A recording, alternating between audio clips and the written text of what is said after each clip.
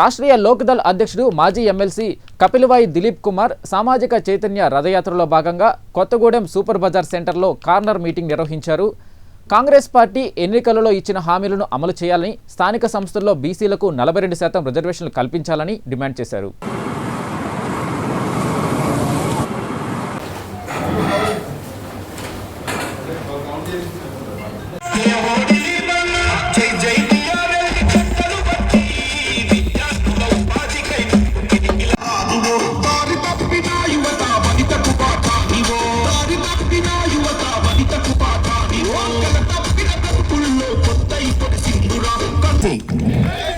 जय बीसी, जय जय बीसी, जय सामाजिक तेलंगाना, जय सामाजिक तेलंगाना, जय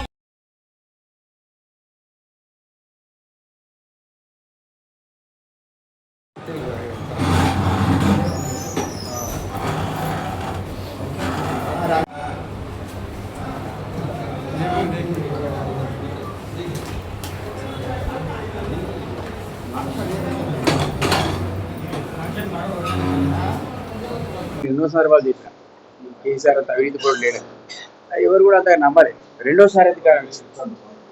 ఆ రెండోసారి అధికారంలోకి వచ్చిన తర్వాత పబ్లిక్ అర్థమైంది వామో ఇది దోపిడీ వ్యవస్థ.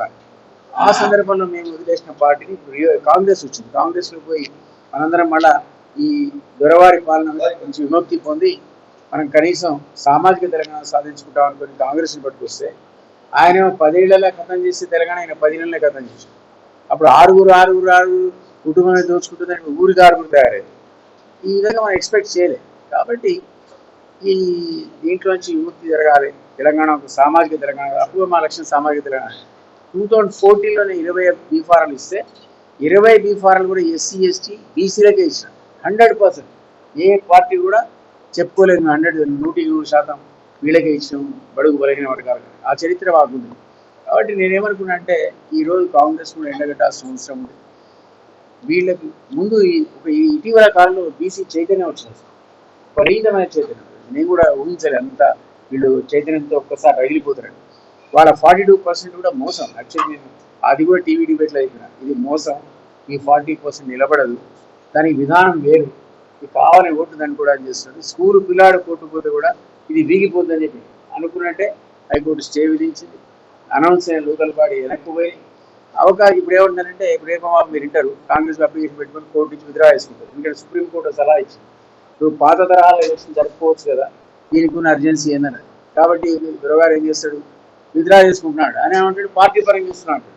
ఈ పార్టీ పరంగా 40% ఇస్తే మా బీసీ సోదరుడు గారి డబ్బులు ఎక్కడిది, బొడవ రెడ్డి గారు రావు గారు గెలుస్తారు, వీళ్ళు ఎక్కడికి గెలుస్తారు? అదొక మోసం. ఈ ఎదుర్కోవాలంటే ఎస్సీ ఎస్టీ బీసీలో ఈరోజు ఉన్నటువంటి చైతన్యం అన్నది అది ఏకీకృతం కావాలి. అది పోలరైజ్ కావాలి. పోలరైజ్ అంటే విడిపోవడం, ఏకీకృతం కావాలి. అయినప్పుడే 15% ఉన్నటువంటి ఇప్పటిదాకా రాజ్యాధికారం వెలగబెడుతున్న అగ్రవర్ణాల చేతికి అధికారం పోదు. ఇంతకుముందు మన మిత్రులు బీసీ మిత్రులు చెప్పారు, ఇట్లాంటి మా కొత్తడానికి ఒక్క ఎమ్మెల్యే బీసీ లేడు, కొత్తడం కాదు మొత్తం జిల్లా 2 జిల్లాలు ఒక్కరోజు లేడన్నది. ఎంత ఆశ్చర్యం, ఎంత ఆశ్చర్యం. సో దానికి విరుగుడు ఏంటంటే వీళ్ళ యూనిటీ. సో నేను ఎమ్మెల్యేగా పూర్తి తెలుసుకోలేదు. నేను ఆల్రెడీ 2 సార్లు గ్రాడ్యుయేట్ ఎమ్మెల్సీగా మీరందరూ ఆశీర్వదిస్తే నేను గెలిచి ఆ తెలంగాణలో నా వంతు కృషి చేశాను. ఇప్పుడు నాకు ఎమ్మెల్యే కావాలని ఎంపీ కావాలని ఆశ లేదు. నేను ఓన్లీ ఈ ఎస్సీ ఎస్టీ బీసీలో వచ్చిన చైతన్యం అన్నది జారిపోకుండా పారిపోకుండా వీళ్ళు ఏకీకృతం కావడానికి నా వంతు శాశ్వతుల కృషి నిర్ణయించుకొని ఈ రథయాత్రకి సామాజిక చైతన్య రథయాత్ర చేపట్టిన దీని సందర్భంగా నా బీసీలకు నిజంగా కూడా పెద్ద ఎత్తున తరలి వచ్చింది. నేను ఎక్స్పెక్ట్ చేయలేదు వీళ్ళంతా వచ్చి సంఘీభావాలు చెప్తారని. అంటే వాళ్ళలో ఉన్నటువంటి చైతన్యం ఆల్రెడీ అలర్టుకున్నారు. తలోకి తిప్పితే ఓడంతో ఇట్లా ఇలానే బీసీ సోదరులు వచ్చింది అందరు. ఇక్కడ చైతన్య రథయాత్ర కదా, వీళ్ళ కోసం చేపట్టిన యాత్ర. అక్కడ కూడా ఆశ్చర్యపడి ఇంత లెక్చర్స్ వీళ్ళు వాళ్ళు జేఏసీ పెట్టుకున్నారు, జేఏసీ పెట్టి పెద్ద ఎత్తున వచ్చిన వాళ్ళు. సో అది ఉంది, తెలంగాణ సమాజం చైతన్యం వచ్చింది. దీన్ని ఖచ్చితంగా వాళ్ళ విడగొట్టే ప్రయత్నం అగ్రవర్ణాలు చేస్తాయి. అది ఎదుర్కోవాలంటే మీరు ఒక జేఏసీ, నేను మీ ద్వారా అప్పీల్ చేస్తున్నాను బీసీ మిత్రులకు, ఈ ఉన్న చైతన్యం నీరు కారకుండా ఒక జాయింట్ యాక్షన్ కమిటీని పెట్టండి. ఆ జాయింట్ యాక్షన్ కమిటీకి మేము వెన్నుదన్నుకుంటాం. దాని ద్వారా రేపు రాబోయే స్థానిక ఎన్నికల్లో కూడా మీకు శక్తి ఉంటే గెలుస్తానుకున్న పార్టీ మీ పాలన తెచ్చుకోండి. ఆయన ఇయ్యడానికి రాష్ట్రీయ సిద్ధంగా ఇంతకు చెప్పిన 100% ఎస్సీ ఎస్టీ బీసీలకు సీట్ ఇచ్చిన పార్టీ ఆగే మొహమాటం లేదు చెప్పడానికి. మళ్ళీ మేము అది నేను 100 అంటే సోమయ్య గారు 90 అది ఇప్పుడు 10% ఆయన అగ్రవర్ణాలకు వదిలేసింది ఆయన. సోమేశ్వర్ గౌడ్ గారు ఆయన బీసీ జనరల్ సెక్రటరీ ప్లస్ 2 జిల్లాల ఇన్ఛార్జ్ ఆయన. సో వారు చెప్పిండు అన్నమాట 10% వదిలేసి మీకు 90 చేయండి రావాలని. సో నేనేమన్నానంటే ఈ అవకాశాన్ని R&D బీఫారాలు కూడా ఇస్తుంది, ఎలక్షన్ మెటీరియల్ ఇస్తుంది, గోడల మీద రాతలు చేస్తుంది, కండువాలు ఇస్తుంది, మొత్తం ఎలక్షన్ మెటీరియల్ మేము సప్లై ఇస్తాం. డబ్బులు ఎందుకు ఏమంటే అది ఫిలాసఫీ మాది కాదు. మీకు తెలుసు 2 సార్లు నేను గ్రాడ్యుయేట్ ఎమ్మెల్సీ కన్నా ఎన్నికైన సందర్భంలో ఒక్క ఓటర్కి ₹1 లేదు. 2 సార్లు కూడా పాపం నన్ను వాళ్ళ గుండెలో పెట్టుకొని గెలిపించాను. ఎవరు రాసిస్తారు పైసలు. అటువంటి వాతావరణం మళ్ళీ రావాలి. మీ చైతన్యం ద్వారా ఆ వాతావరణం వస్తుంది. మీ చైతన్యం ద్వారా ఆ వాతావరణం కల్పించచ్చు. అట్లా గెలిచి రావాలి. చిన్న మన దగ్గర సోదరు లోపల ఆసక్తిగా ఉండదు, పాంప్లెట్ ముట్టుకునే శక్తి ఉండదు. నా చీఫ్ ఏజెంట్ అంటే నేను అరే బీజేపీ నుండి కాంగ్రెస్కి ఏజెంట్ ఉంటాయి అంటే నన్ను బలం తెలిసిపోయి కాంగ్రెస్లో వెళ్ళిపోయాడు. ఎందుకంటే అప్పుడు బండి సంజయ్ ఊపు ఇట్లా లేపిండు పార్టీని తీయగానే కొలాపలేదు. ఆ బీసీ తీయడం కొంత ఘోరమైన తప్ప బీజేపీ అధికారులకు వచ్చేది. అది కొలాప్స్ అయినాక మేము కూడా లేదు.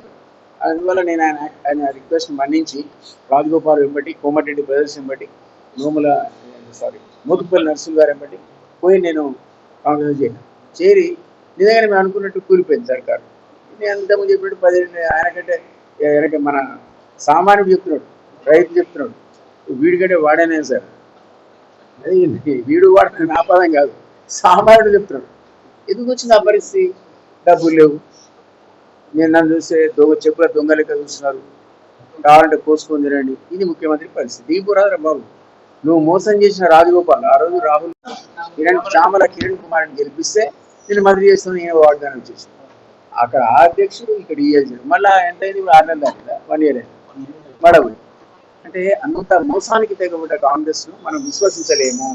ఈ రాజగోపాల్ అనేవాడు ఎందుకంటే అంత దగ్గరగా చీఫ్ ఏజెంట్గా పనిచేసిన వ్యక్తి కాబట్టి చెప్తున్నా, చాలా నిజాయితీపరుడు, శక్తిమంతుడు. ఆయన అవినీతి పాల్గొడు. అట్లాంటి వాడు నువ్వు ఇంట పండుకోబెడితే రేపు ఆయన ఊరుకునే వ్యక్తి కాడు. 30-40 మంది ఎమ్మెల్యేలు ఆయనతో టచ్ ఉన్నారు నాకు తెలుసు. సర్కారు 3 నెలల నుంచి 6 నెలల లోపల కూలిపోవడం కాదు. ఆయన కూలుస్తాడు, ప్రెసిడెంట్ రాజగోపాల్ కూలుస్తాడు సర్కారు.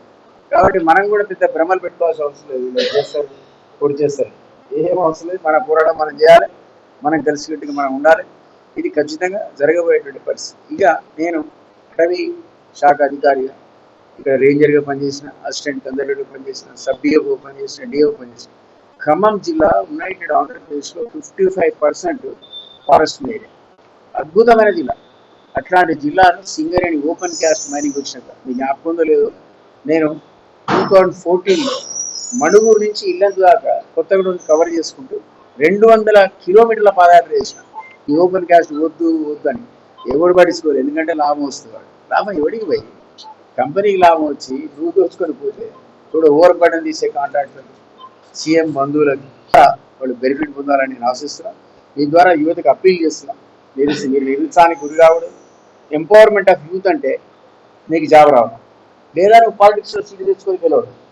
రాజకీయంగా నీకు అధికారం చేతిలో లేకుంటే నువ్వు ఏమనేది ఎంత స్పీచ్ అని నీకు షేర్ హోల్డర్ కాలేదు, అభివృద్ధిలో నీకు ఫలితాలు రావు. కాబట్టి యువతను ఎంకరేజ్ చేస్తున్నాం ఎంప్లాయ్మెంట్కి, లేదా పాలిటిక్స్ రావడానికి కూడా ఎంకరేజ్ చేస్తున్నాం. ఇవన్నీ ఈరోజు మీ ద్వారా మన కొత్తగూడెం ప్రజలకు, ఈ కొత్త జిల్లాకు మనం షేర్ చేసుకునే ఉద్దేశంతోనే ఈ రథయాత్ర ఇక్కడ చేరుకుంది. ఇది ఫస్ట్ ఫేజ్. నేను వరంగల్లో బ్రేక్ చేస్తా. ఇక్కడ మా సిస్టర్ కవిత కూడా అదే రూట్లో పోతుందట. మరి అది చూసుకొని అది క్లాష్ కాకుండా అది కొనసాగిస్తా. 2వ ఫేజ్లో నార్త్ తెలంగాణ వైపు కూడా పోతా. మిస్ అయినా అంశాలు మిస్ అయినా